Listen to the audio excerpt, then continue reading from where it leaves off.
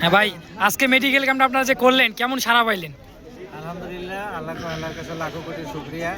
জনগণের মধ্যে জাহিদ স্যার যে এইভাবে ঢুকে গেছে এটা আমরা আজকের আগে কালকে পর্যন্ত বুঝতে পারিনি, কিন্তু আজকে স্যারের মানে যে মায়া ভর্তি যে চেহারা, এই চেহারাটা গত 2 দিন আগে আমাদের মাঠে স্যার ঘুরছে। এই ঘোরার পরে লোকজনের মধ্যে অন্যরকম একটা অনুভূতি ছিল, সেটার বহিঃপ্রকাশ আজকে।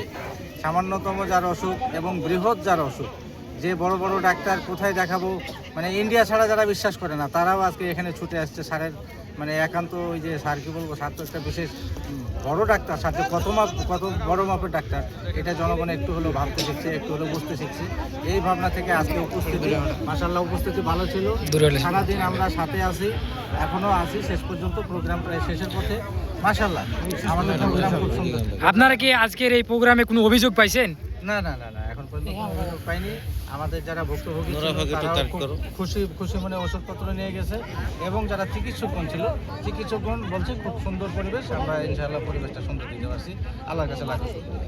কি অঙ্গ সংগঠন কিভাবে সহযোগিতা করেছে? হ্যাঁ, আমাদের অঙ্গ সংগঠন বলতে আমাদের ছাত্র দল, যুব দল, স্বেচ্ছাসেবক দল, কৃষক দল, শ্রমিক দল, মহিলা দল, আমাদের এই 6টি দল এখন আমাদের এখানে খুবই অ্যাক্টিভ, খুবই আন্তরিক।